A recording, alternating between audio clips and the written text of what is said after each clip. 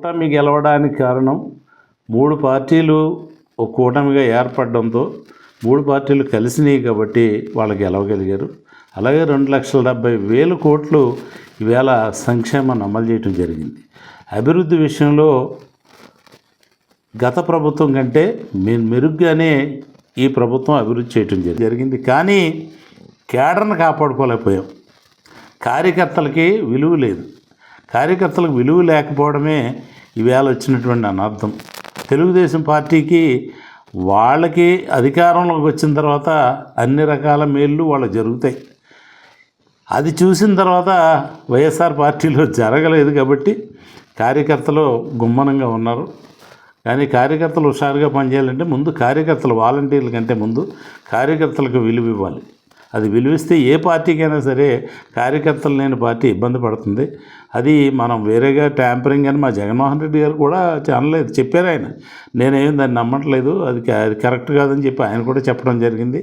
కానీ ఏదో మాయ జరిగిందనేది కొంత ఇది మాయ జరిగింది అంటే ఆ మాయ అంతా కూడా ఎక్కడైతే ఈవేళ సంక్షేమాన్ని తీసుకున్నారో వాళ్ళు ఓటు వేస్తారని కదా అనుకుంటాం.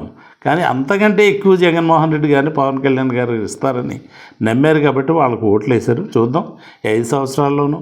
ఇప్పుడు గెలుపు ఓటములని సహజం. గతంలో కూడా ప్రతిపక్షంలో జగన్మోహన్ రెడ్డి గారు ఉన్నారు, మరలా అధికారానికి వచ్చారు, 5 సంవత్సరాలు అధికారం చేశారు, మరలా ప్రజలు టీడీపీకి ఇచ్చారు. వాళ్ళు ఏం చేస్తారో చూద్దాం. మంచి చేస్తే అందరికీ మంచిదే. ఈ రాష్ట్రాన్ని అభివృద్ధి చేస్తామంటే అందరూ సహకరిస్తాం, ఆయనకి ఏమి దానికి వ్యతిరేకం కాదు. కూర్చోడం అనేది వాళ్ళ విజ్ఞతగా వదిలేయాలి.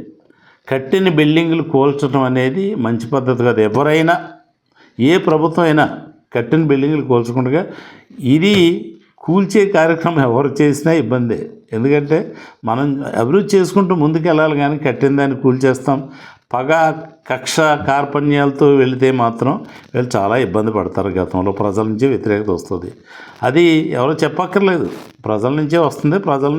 ప్రజలు ఆలోచిస్తారు తప్పనిసరిగా. తాడేపల్లిగూడెంలో ఇవాళ కట్టిన బిల్డింగ్లు పడగొడుతూ ఉన్నారు. కొంచెం ఆలోచన లేదు, ఆవేశం ఉంటుంది. మాకు ఒక ఆయన ఉండేవాడు, మా తాత. ఆవేశం వచ్చినప్పుడు నిలబడి 2 అడుగులు వెనక్కేయమన్నాడు.